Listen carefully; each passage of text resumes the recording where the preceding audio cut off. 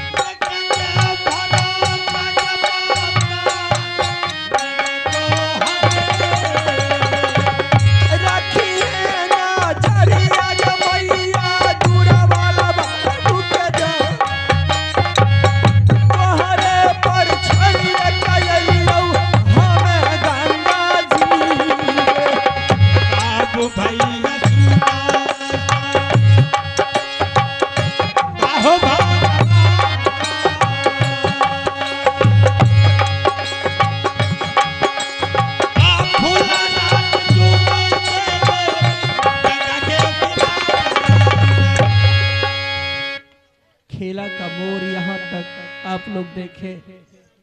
खेला मोर बहुत दूर तक चले गए, विलम्ब हो गया आप लोगों को आने में। दर्शक जहाँ रहते हैं वहाँ और भी मजा आता है। अब हम लोगों को अब मजा आना शुरू हो गया है। देखेंगे खेला का मोर यहाँ तक आ चुकी है कि हम तीनों व्यक्ति बेघर हो गए। बेघर होने के कारण मेरे पुत्र इस दुनिया में नहीं रहा और मेरे स्वामीनाथ कुष्ठ रोग से पीड़ित है और मैं अकेली गंगा किनारे इस खेला के माध्यम से जा रही हूं। ना जाने कौन सी जिंदगी में कौन सी त्रुटियां हो गई थी कि आज भगवान मुझे यहाँ इस मोड़ पर आकर के छोड़ दिए। मैं उस प्रभु से याचना करती हूँ कि प्रभु ये कष्ट और किसी को मत देना। संसार में जितने भी व्यक्ति हैं उसे सुमंगल बनाए रखना, मैं यही कामना करती हूँ। प्रभु से याचना भी करती हूँ। चलती हूँ मैं इस खेला की मोड़ पर और गंगा के किनारे पर।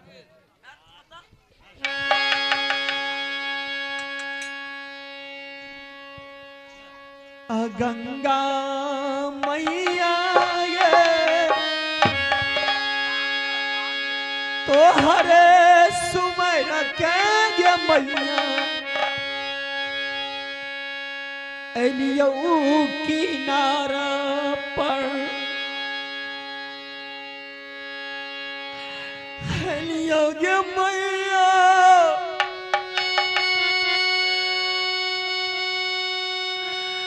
तोहरे सुमारी के ने लियो मैया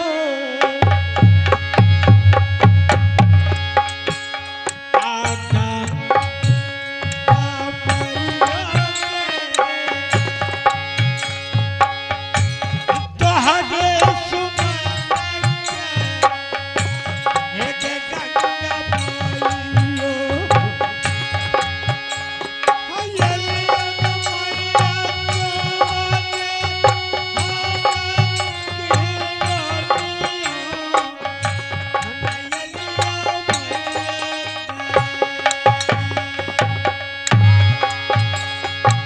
गंगा मैया के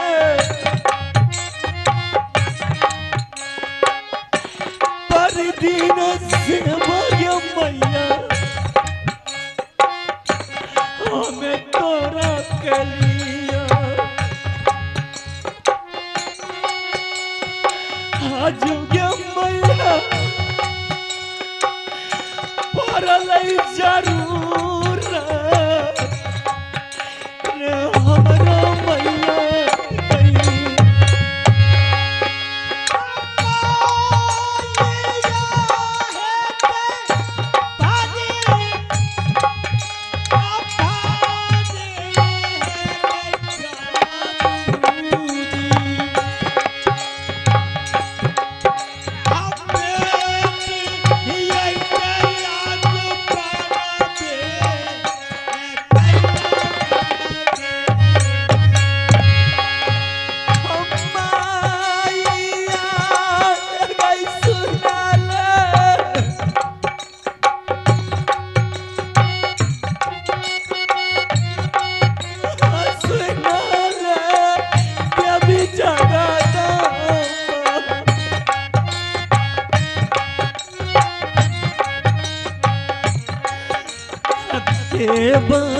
लगे भरोसा मेरा मैया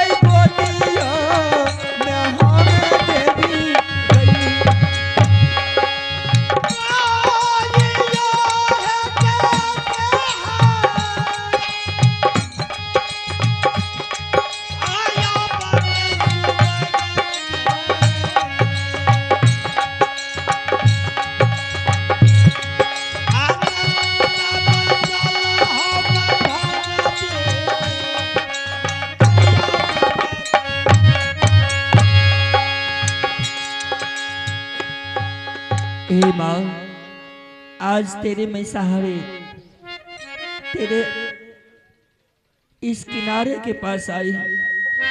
माँ मुझे क्षमा करना, मुझे देर हो रही है। आप एक बार दया कर दो माँ कि आज मैं अपने बेटे के लिए तुम्हारी जल लेकर के जाऊं और बेटा का संस्कार करूं।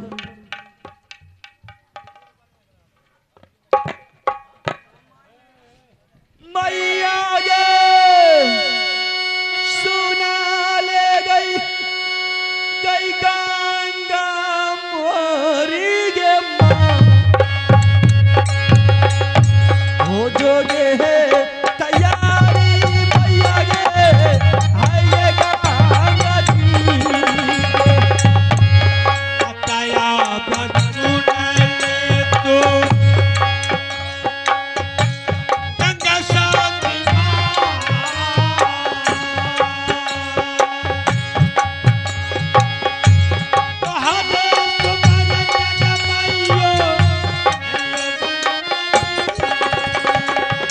रखिए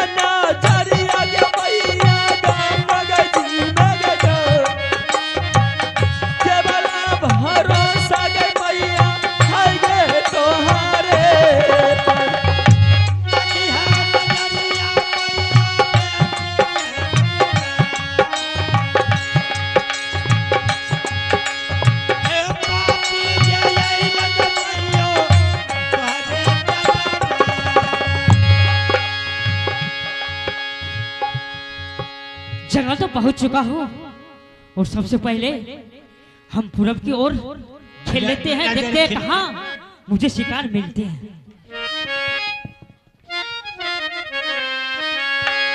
माताया बसुनी रे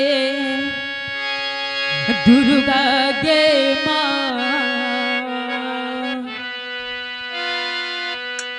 रखी है नजरिया गे देवी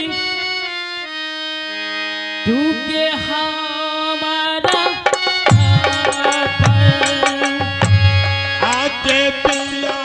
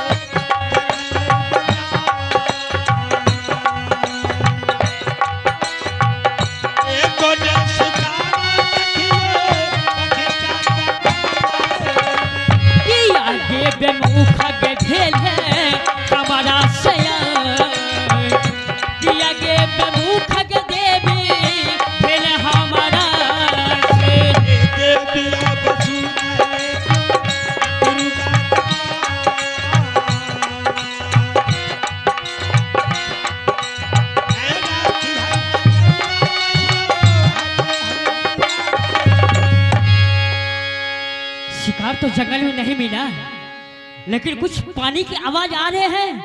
ऐसा लगता है कोई मिर्गा जाकर के गंगा के किनारे में पानी पी रहा है। तो मैं अगर नजदीक जाता हूँ तो वो वहां से भाग जाएंगे। मैं इसी जंगल से मैं बांध चलाता हूँ, उसके बाद देखूंगा कि कौन सा मिर्गा है या और कोई शिकार है। माता बसुनी ले काली मोरे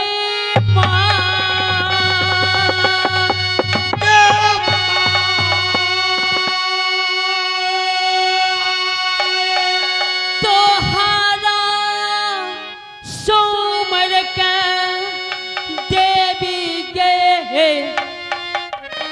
हब्बाना हम चढ़ाबी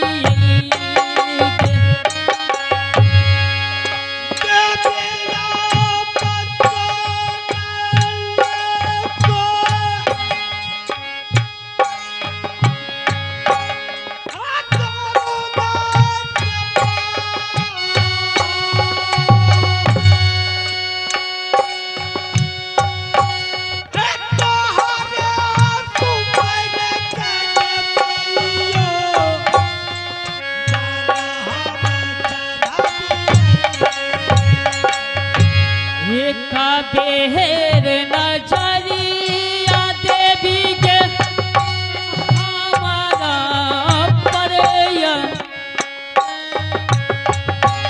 एक बेहर नजरिया दे दे तू के हमारो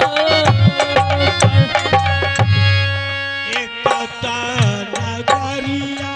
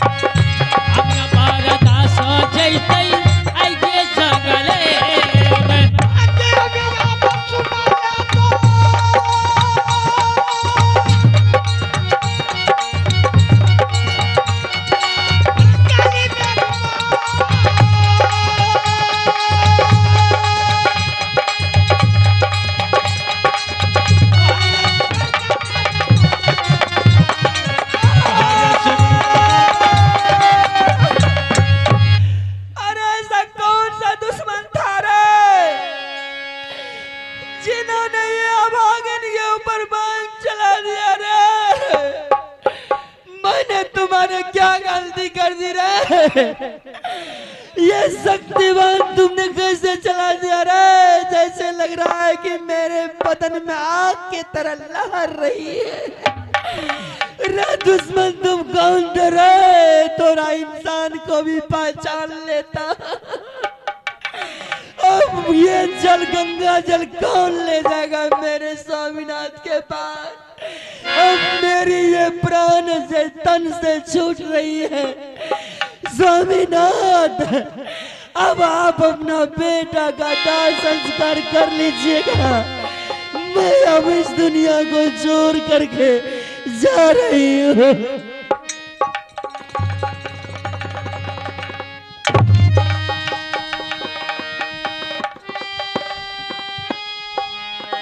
मैं तो बांध चढ़ा दिया हूँ, लेकिन वहां से चल कर देखता हूँ गंगा के किनारे में मिर्गा है या और कुछ है। चले बौरहवा बीजे हो सरदार, चले बौरहवा हो अब गंगा को।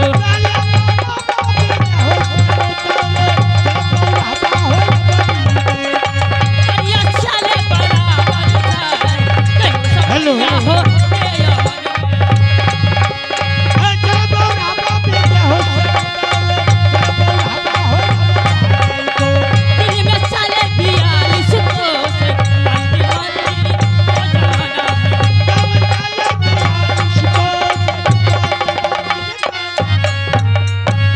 किनार पहुंच चुका हूँ और देखता हूँ क्या है। आप भगवान, ये तो कोई नारी है, शायद ये पानी लेने के लिए आई थी। मैं तो मिर्गा समझ के मार दिया हूँ। भगवान, अब मुझसे अन्याय हो गया, बहुत घोर अन्याय हो गया है, लेकिन मैं क्या करूँ? मैं भी देख सुन के काम नहीं किया। मैं भी एक माता को समझ करके काम किया था, लेकिन मेरा विफल हो गया। मैं क्या करूँ? इससे पहले कि कोई क्षत्रिय मुझे देखे तो वो हमको देख लेंगे तो क्या कहेंगे कि एक राजा होकर के एक नारी के ऊपर बाण चलाया तुमने, तुम कैसा राजा हो? अगर कोई देखने से, किसी को देखने से पहले ही मुझे यहाँ से चुपचाप निकलना होगा।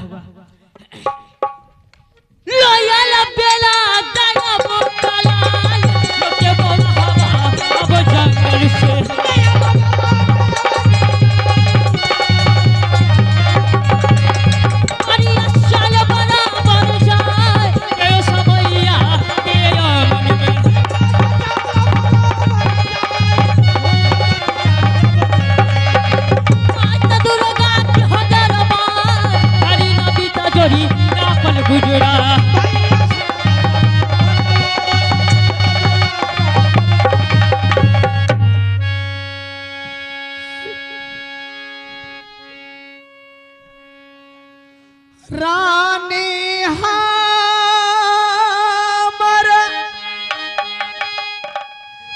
गेलै बाबू सा गंगा हो किनार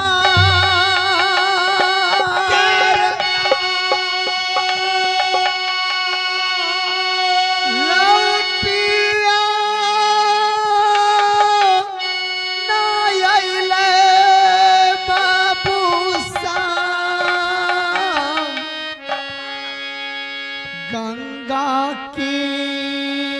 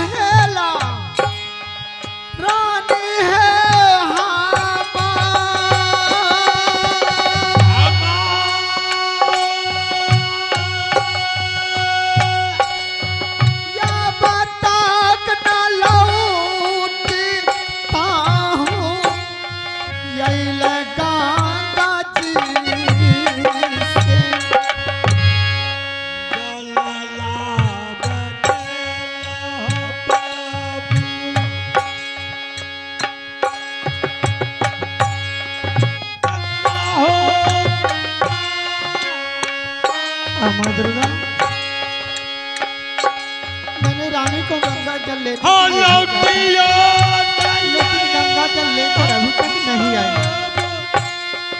मोरो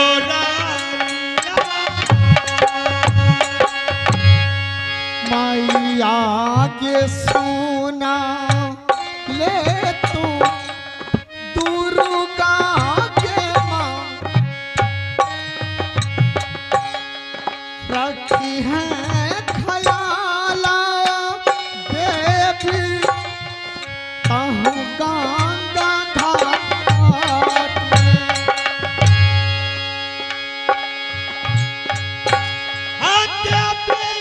उसे इतना देर नहीं लगाना चाहिए। वह खुद जानती है कि मैं झोपड़ी से कहीं नहीं जा रहा।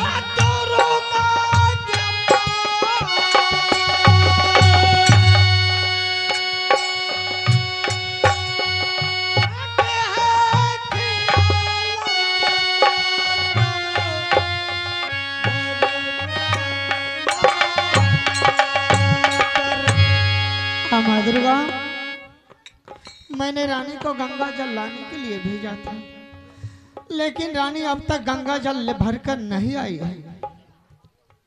रानी को इतना देर नहीं लगाना चाहिए। वह खुद जानती है कि मैं इस झोपड़ी से कहीं बाहर नहीं जा सकता हूँ, लेकिन उसने इतना देर लगा दिया है, तो मैं चलकर देखता हूँ कि आखिर वह गंगा जल भरने में कितना लेट लगाई, आखिर कहाँ रुक गई है। ठीक है, मैं अब यहाँ से चलता हूँ गंगा घाट, देखूंगा रानी कहाँ रुक गई है। चलले मैं कोरिया बाबू सम आ गंगा हो किनार, चलले मैं कोरिया बाबू सम गंगा हो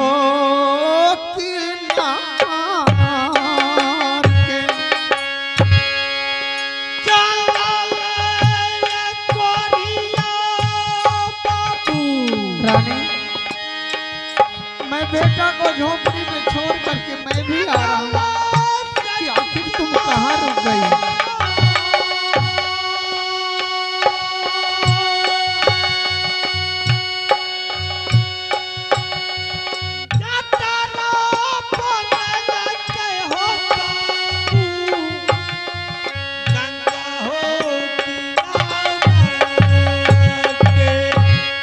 रहिया पकड़ने चली गंगा हो किनार, रहिया पकड़ने कोरिया जैसे गंगा घाट, रहिया से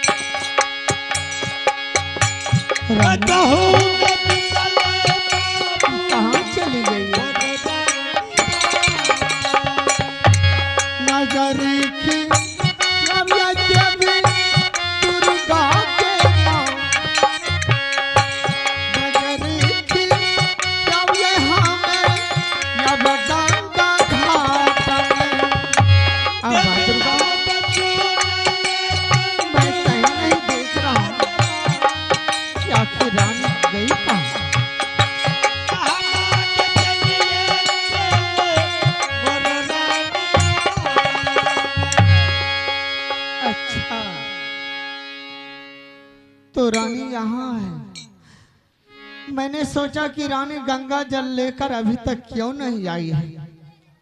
रानी तो ये गंगा घाट में आकर के सो गई है। रानी तुम्हें ऐसा नहीं करना चाहिए रानी, तुम गंगा जल लाकर मुझको दे देती रानी। उसके बाद तू झोपड़ी में बेटा का संस्कार करके उसके बाद तुम सो जाती।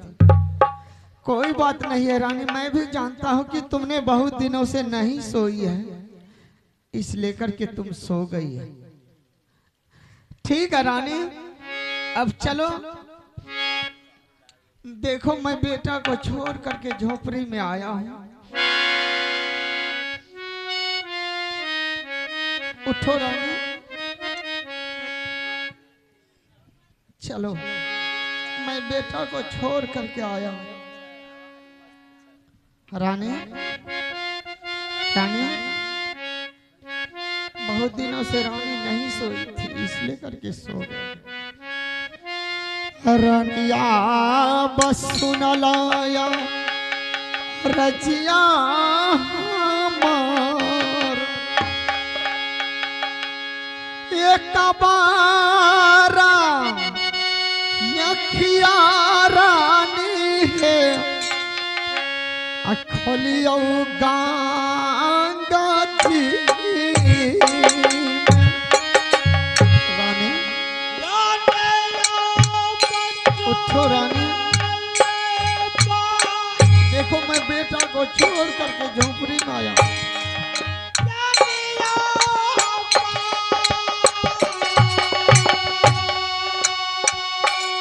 उठो ना, देखो कितना देर हो गया है।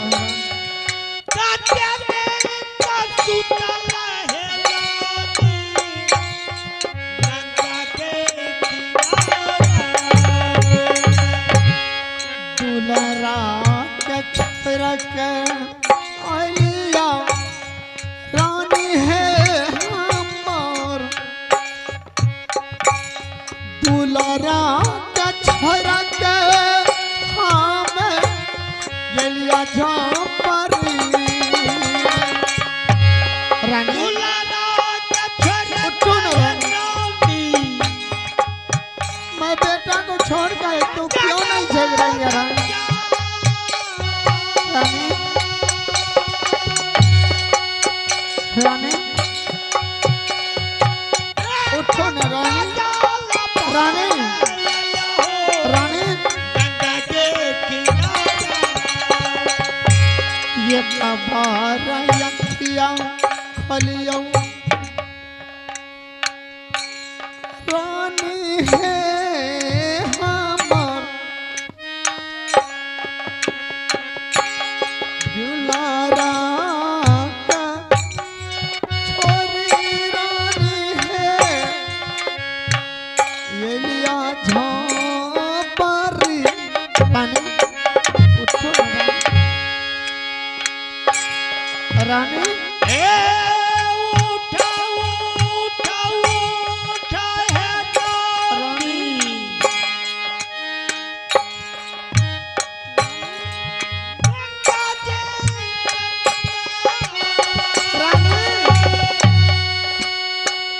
रानी उठो ना रानी, उठो।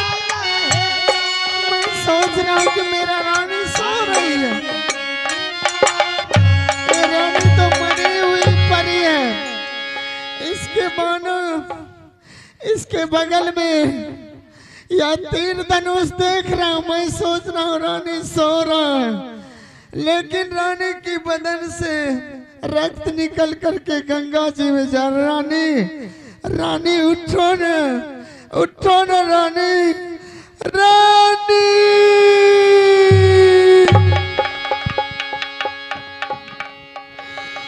मेरे दुश्मन है। मैं सोचा रानी सो रही है, रानी ने किसी का क्या बिगाड़ दिया। रानी तो मुझे छोड़कर नहीं जा सकती, तू मुझे छोड़कर नहीं जा।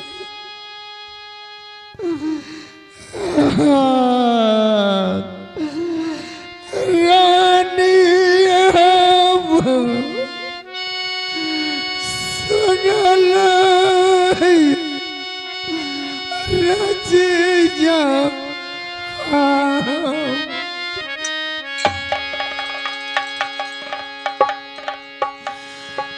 क्या कर पर छलन रानी गेल को और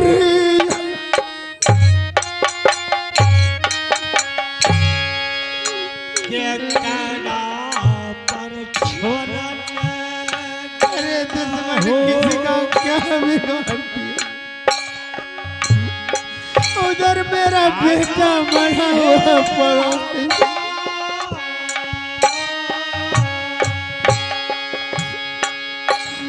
रानी तू मुझे छोड़कर क्यों गई? पर छोड़न कहू को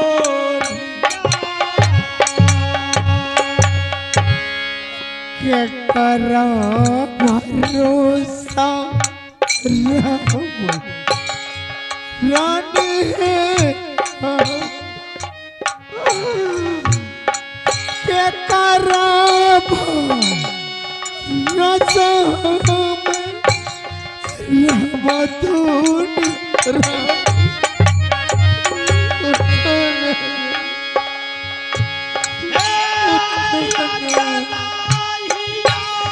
माँ दुर्गा मेरा रानी किसी का क्या बिगाड़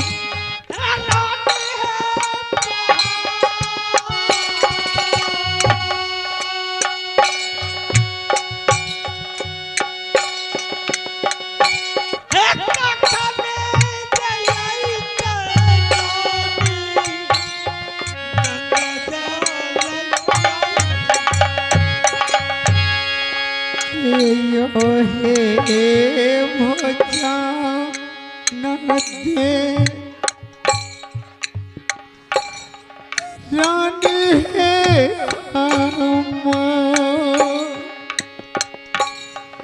के यो है भोजा न रानी ये तकोरिया रानी दुर्गा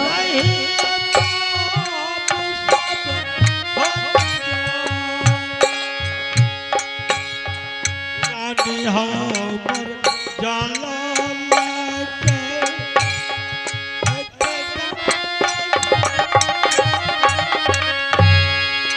दुर्गा उधर मेरा बेटा मरा हुआ पड़ा इधर मेरी रानी मरी हुई है। अब मैं किसके सहारे जिंदा रहूंगा? माँ दुर्गा तुम बेटा रानी से पहले मेरा प्राण क्यों निहार लिया माँ? ठीक है माँ, अगर तेरा यही इच्छा है माँ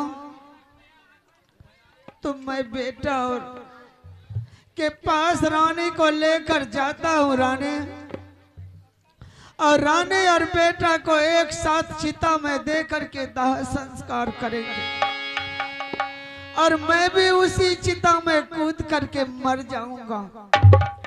जब मेरा बेटा और रानी ना रही तो मैं इस दुनिया में बच करके क्या करूंगा? राजेश जी हेलो माता है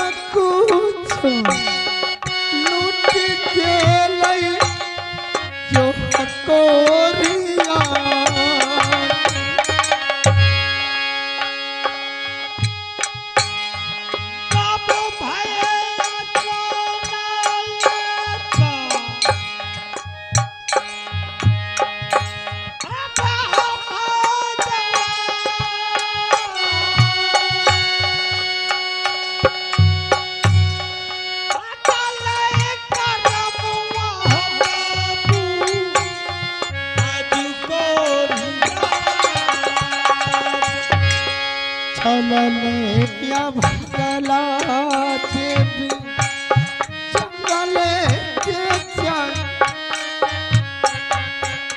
हम तू लड़वा मारल हमरा झापरी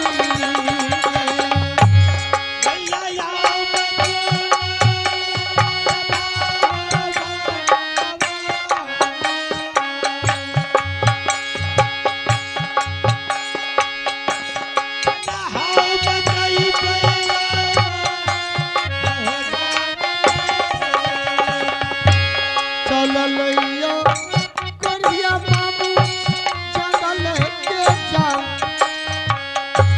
रहिया दा बनया पे जंगल के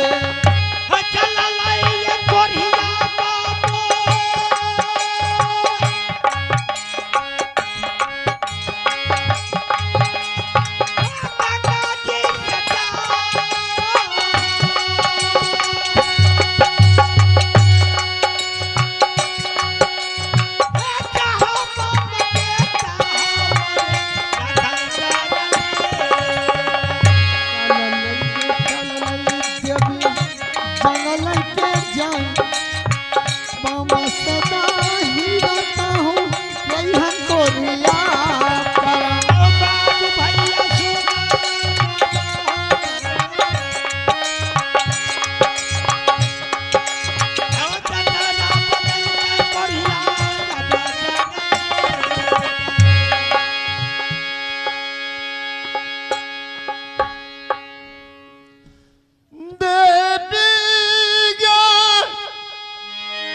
सुन ले तू दुर्गा के माँ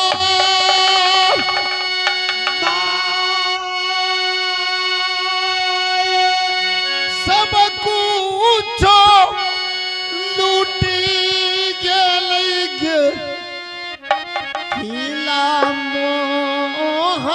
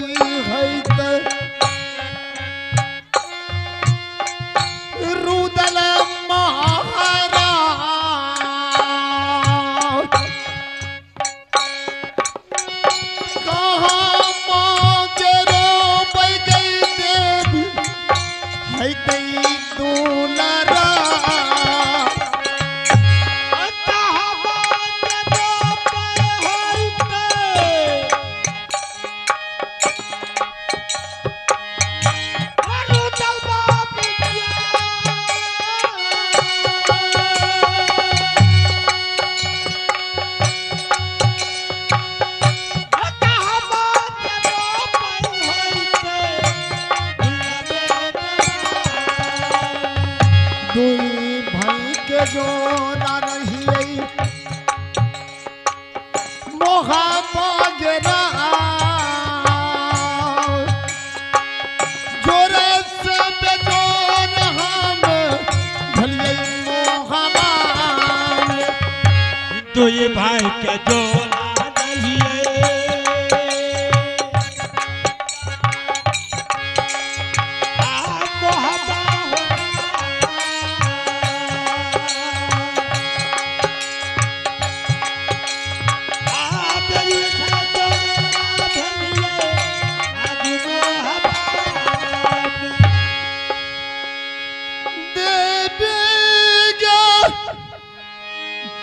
सुन ले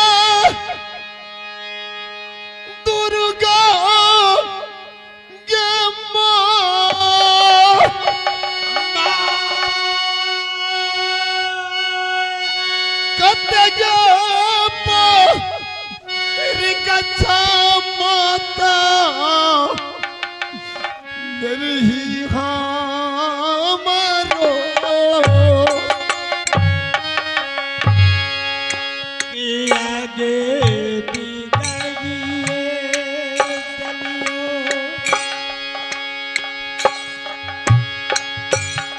अकाल मेरी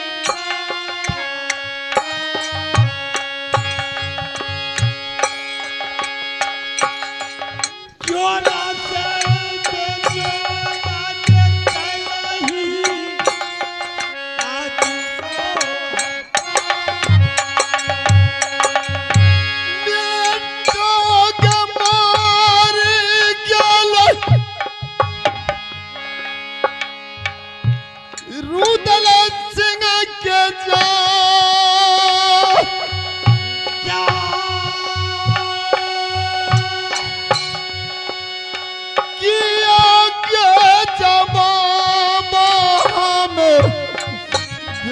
भाइया जाओ जाती भैया मिलते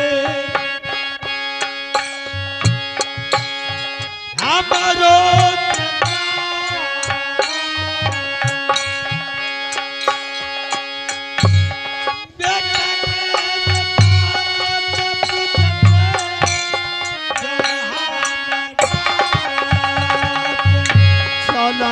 नहीं हो याल सिंगा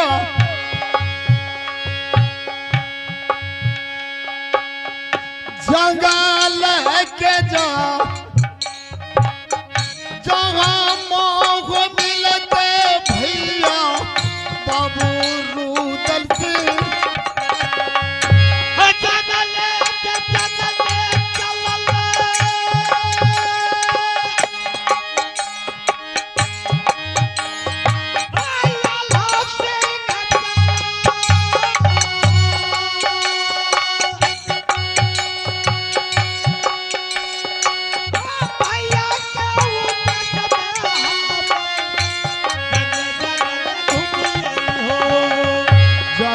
तक न दुलरा मिलत हमारो गया घुरियो नहीं हम अजू जंगल जाओ जाती भैया मिलते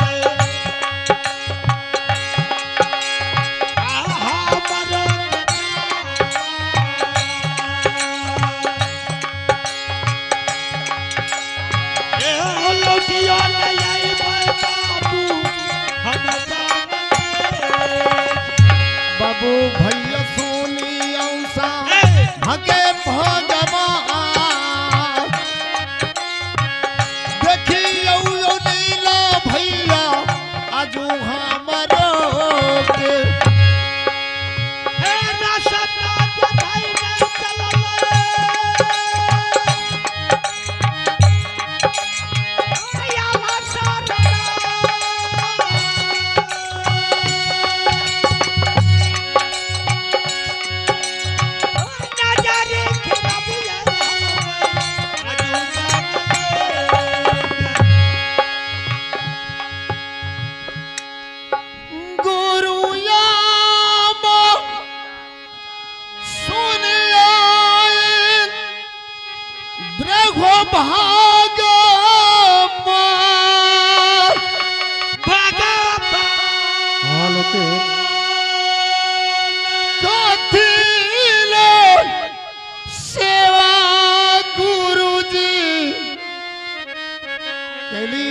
तो हरो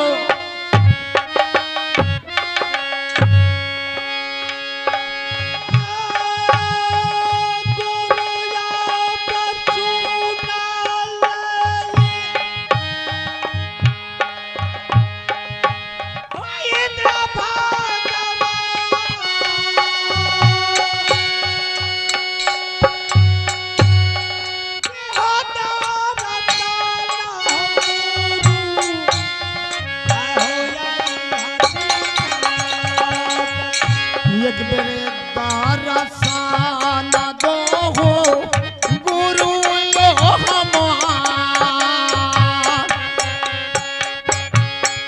एक बेरे दारसान गुरु दिया लती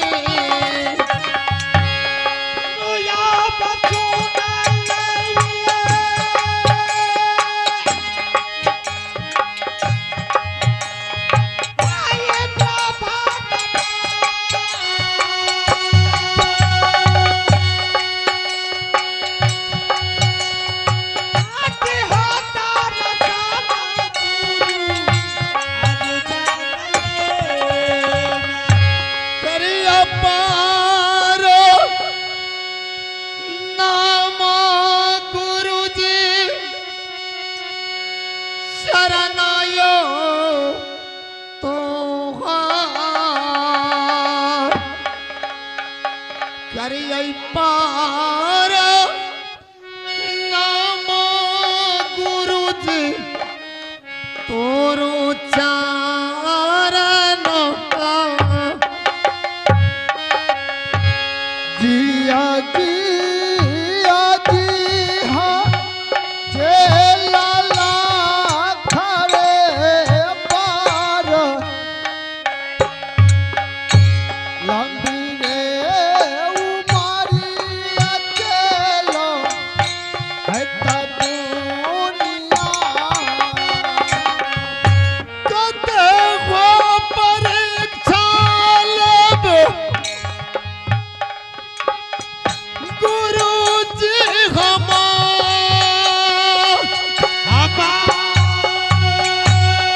हेलो यमन सगाल हो गुरु जैसे हमरो विधान के लिखल चलो न चलो न जा विधान के लिखल चलो न चलो न जाइए किया वो गलतिया के लिया ईश्वर भगवान किया यो गलतियों प्रभु करिए तो हरोते सारा रे बितन मा चलो कहियो तोहार सारा बितन मा चलो कहबो तोहरोते सर बीरतनमा कहियो गुरु यो हमार सर बीरतनमा गुरु जी कहियो हमरो चलो हाँ गुरुदेव तुम सुनने के लिए चाहते हो हाँ मैं सुनाता हूँ बोलिए गुरुदेव अमरजीत ने कनबज स्कूल से पढ़कर आया हाँ गुरु जी ओ मम्मी मम्मी पुकारते पुकारते तुम्हारे पत्नी ने घर से निकल के बाहर आई और कहने लगा बेटा क्या बात है माँ माँ पुकार रहे हो बोले माँ तुम हाँ मैं मेरी माँ कहाँ है तो तुम्हारे पत्नी ने बताई जो तुम्हारे माता और पिता चला गया मेला देखने के लिए तुम्हारे नैहर क्या मेरे रानी ने बोला था हाँ तो बोला माँ जब चले गई मेरी माता पिता तो मुझे भूख लगा है मुझे भोजन दो तो बोला बेटा क्षत्रिय धर्म को जो विद्यार्थी आते हैं पहले स्नान करते हैं उसके बाद भोजन करते हैं तो अमरजीत ने चला गया स्नान करने के लिए तुम्हारे पत्नी ने चला गया रसोई घर अब भोजन में विष मिला दिया और आया अमरजीत तो गोद में बैठाकर तुम्हारी पत्नी खिलाने लगा खिलाने के बाद 2-4 बार मुंह में डाला वो पानी पानी पुकारते पुकारते वो परांग को तेज दिया उसी टाइम मैंने मैं शराब दे दिया रानी सोना जिस तरह अमरजीत को तुमने प्राण हर ली उसी तरह तुम महाराज में पगली बन को गली गली फिरती रहोगे जाकर देखो वो पगली बनकर गली गली फिर रही है और रुदल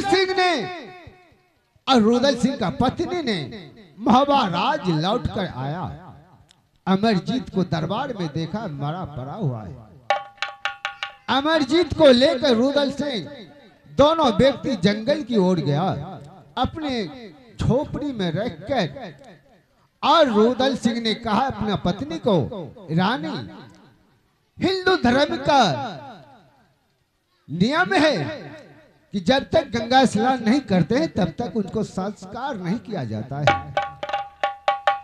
रानी फूला ने चला गया गंगा स्नान गंगा लाने के लिए जैसे गंगा किनारे में जल वो भरती है वैसे विजयपुर का विजय सिंह ने वही गंगा घाट में शिकार खेल रहे थे। उसका पानी का झंझकार आया और मिर्गा सवान समझ को बांध छोड़ दिया। क्या रानी भी मर गई? हाँ, रानी ने वहीं प्राण त्याग दिया। रुदल सिंह राह देखते देखते रुदल सिंह भी गया गंगा किनार देखिए, और रुदल सिंह लाके बेचारे अपने दोनों व्यक्ति को सुला दिया है और अग्नि देने वाले हैं। चेला, यहां से चले जाओ। जब तक तुम नहीं जाओगे तब तक मैं उनका रोक कर रखूंगा। भगवान, पहले आप तो बताइए, रानी रानी पागल है, वो ठीक कैसे होगा? वो किसी वैद्य का पास, ओझा के पास जाओगे तो ठीक होगा तो होगा, नहीं तो वही अमरजीत के सर पर हाथ रखेगा तभी वो ठीक होगा। फिर अमरजीत कैसे जिएंगे प्रभु? चलो, मैं जंगल की ओर बताऊंगा। ठीक है प्रभु, आप आगे बढ़िए, मैं महल को जा रहा हूँ। ठीक है। रानी को बुलाकर लाता हूँ, मैं उनका देखता हूँ सही में पागल है।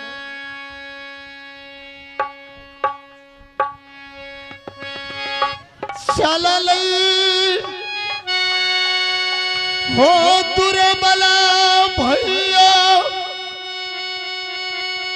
महला में जा देखबई सु रात हमें मेरा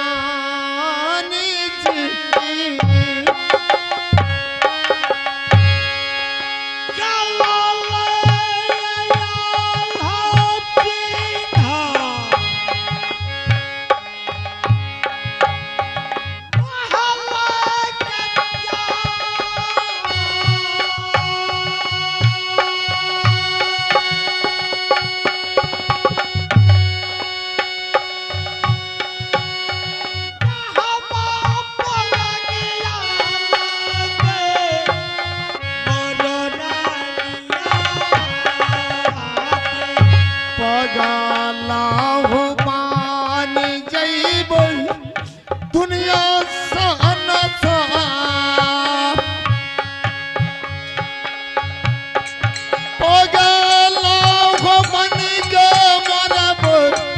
ये हो नागरी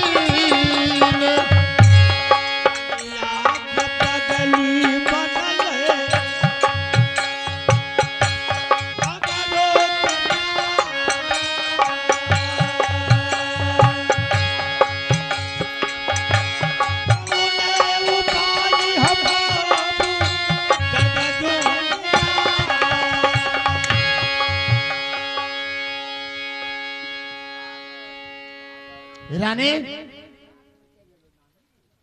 रानी के छी रे? एर बेटा रे, ए देख मुंह आर सूख पा करे छ बेटा, की खली आर नहीं रे? तुम्हारे पास दिमाग नहीं है? ए देखी बेटा रे, कते ले के लिए हमारे? देखिए आप लोग देखिए, सही में गुरुदेव बोला था जो तुम्हारे रानी पागल बन करके घर में बैठी है। क्या तुम पागल हो गए क्या? हम पागल छिए? तू पागल, तोर बाप पागल, तोर माँ पागल, तोर कुल खानदान पागल, हम पागल छिए? ए हम पागल छिए?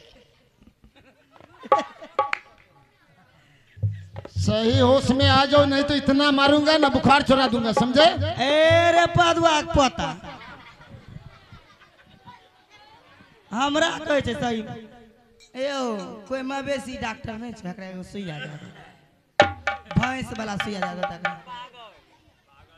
चलो उठो, चलो। ए रे हम उठबै रे, चल हम उठ गेलियो। चलो अलग शांत होकर बैठो। हमें अखनी उठबो त कते ला जेबी? शर्म नहीं होता? हरामजादी कहीं का। एरे एर कोई फुटा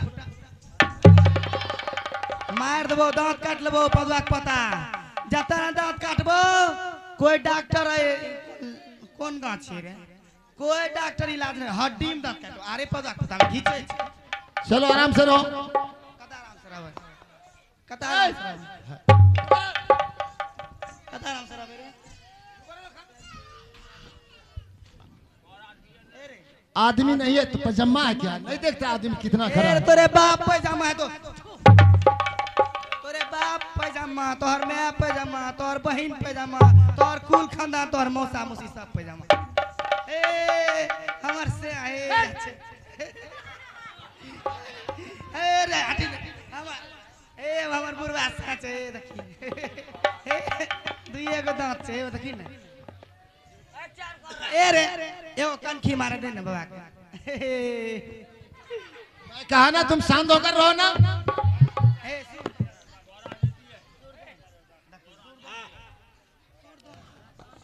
अब लगता है इनको गुरुदेव बताया था भगता बाबा के पास ले जाऊंगा। अब ऐसे इनको देखा ना ये तो मुसीबत मेरे सर पर खराब है। मुसीबत ऐसा है इन्हें क्या पता है जैसा हरम जादी कर्म किया वैसा फल पाता है। कर्म की फल तो भोगना ही पड़ेगा। हो दिल ना लगाई जिया जिया जिया हो बाबा हो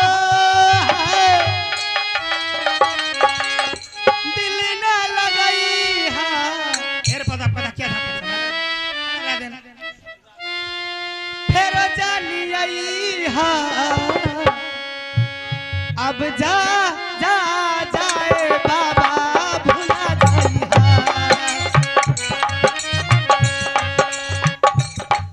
अब जा जा जा बाबा भुला जाई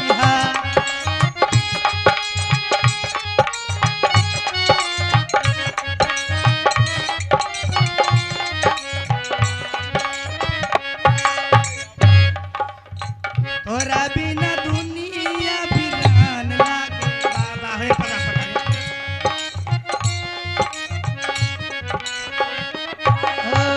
तोरा बिना दुनिया बिरान लागे गोरी रे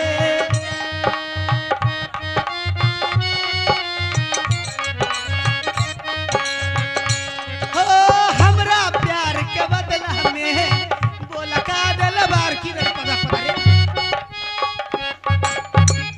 हो हमरा प्यार के बदला में बोल का दिलवार हो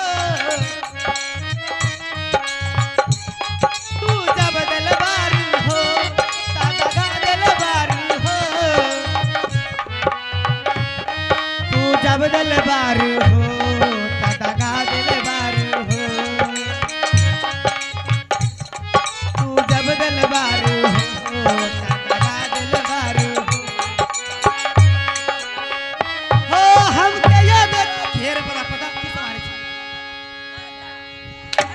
ए तेरा दादा करे ए रे पता तेरा कुल खाना कहे रे जयबो रे ए रे तेरा दादा कहार पर हुर पर बीच कान खूर पर ए रे तू मारे छी रे ए रे तू मारे छी हमरा रे मारे छी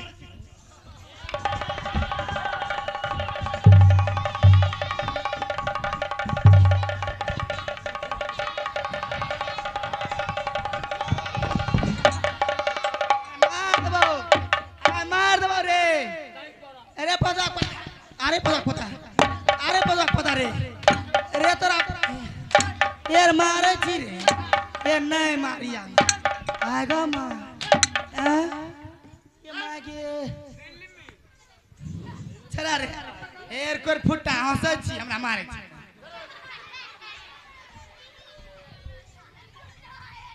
हे देखबे ननदी रे टिकुली सी पहिया लेने जा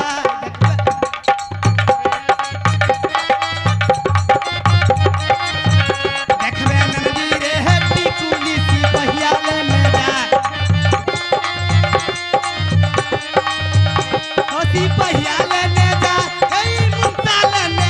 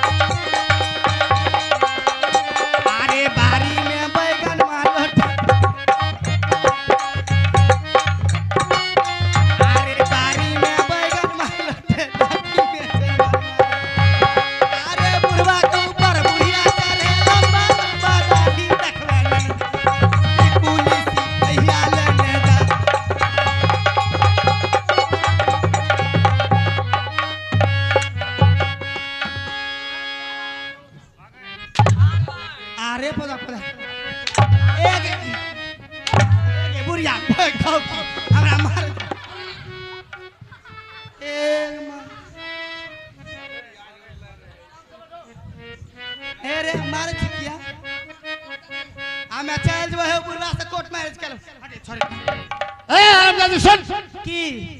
की सुन मेरे तू मेरा माँ है जो हेरे कहता है। हैं? तू मेरा माँ है। ए तोरे तो हम तोरे मत ईसौरी में सारी सारे लिए।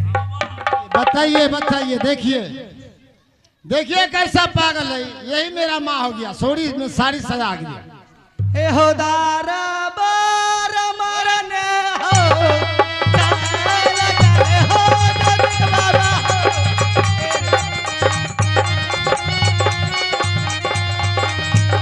हो चाल गए जग बाबा हो ए ई मुठारा का नाम चल हो ए रे हमर थूक क्या लागे छ? अच्छा आराम से रहेगा या कि नहीं? ए रे ई हमरा की कसम छी रे ये की क्या है तुमको पता नहीं है? चलो सारी स्थिति कर तो पहले। एर चला एर हमरा से प्यार करबे उ बच्चा 6 महीना में तक दरबार में हो बाबा आप नहीं माने वाला छी। आप एकरा ज्यादा छियै भक्ता बाबा लोग जरूर नहीं तो हमरा बहुत परेशान करते हैं। एक तो हमरा घर में टेंशन छै आ क्या का टेंशन। रे रे कते लाजबे हमरा कते भक्ता ने लाजबे हे अहिलवान तोहरे कलिया केनवा हमर कलिया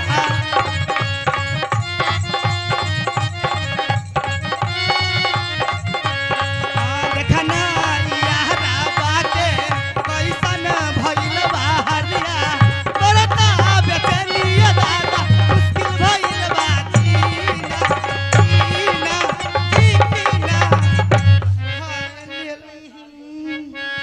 लेला पुदीना एर की बोलो रे छौरा एर छौरा की बोलो रे नहीं समझ रहा। लेला पुदीना लेला पुदीना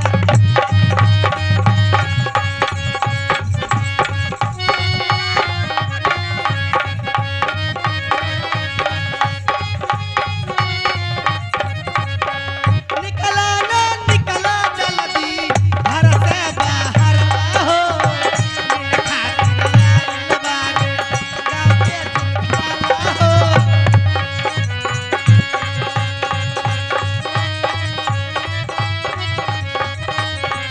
ओ कहीं आइल बारे मिले हो भीतर से मन हमर हिले हो बकरई बात दुख बरी होई मोर मई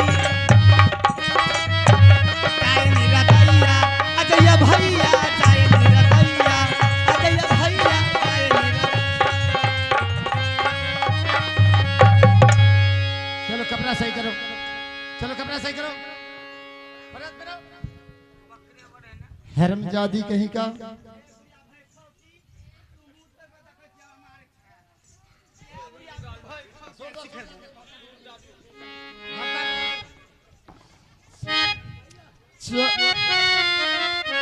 हम हो जे चलिए न भैया सब हो आई भगता बाबा के दुवरिया जैबै रे जान बार बेटा रे जान गे हम हूँ तो जाई रे भगता बाबा के दुआरी हो रे जान।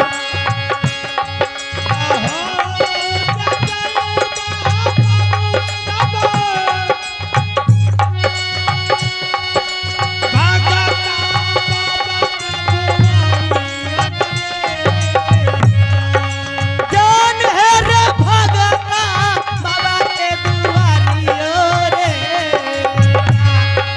जान रे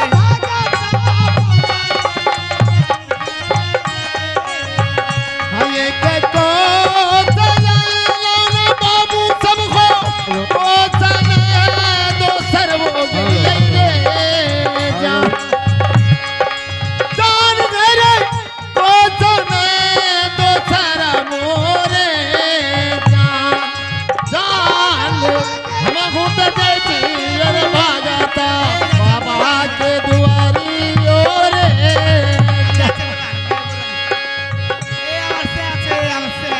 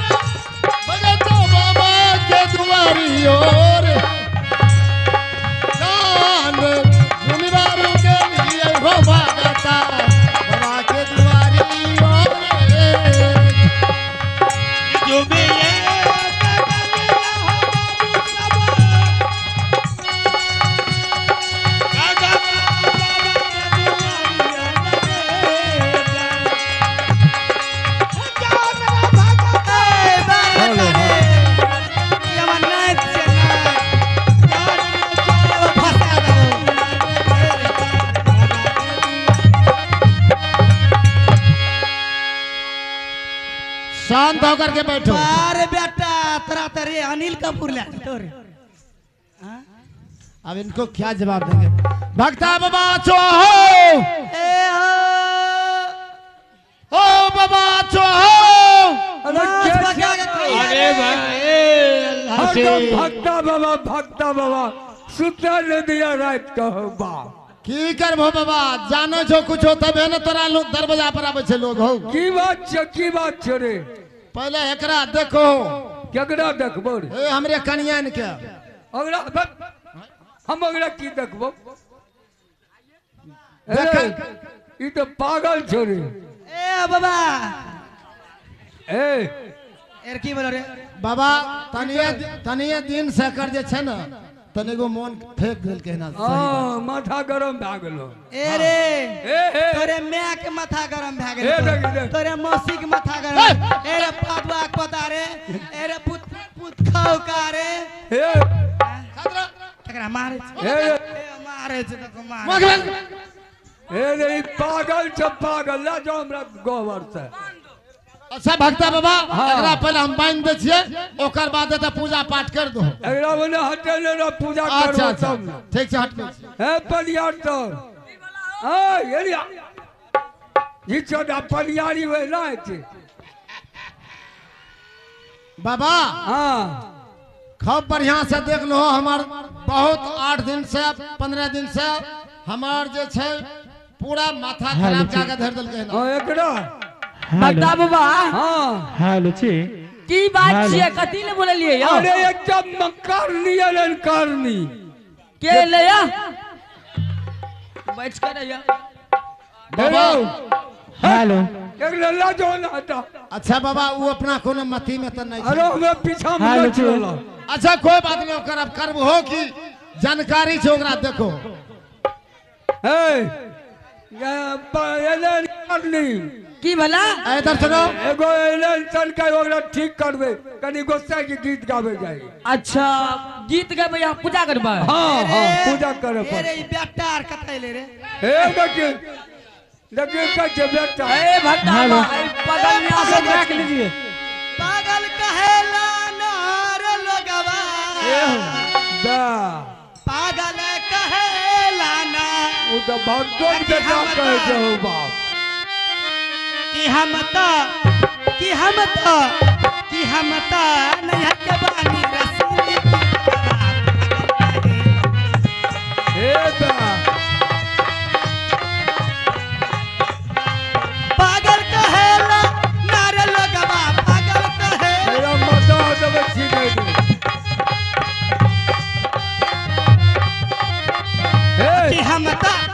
कि हम तो ए बा नहीं के बानी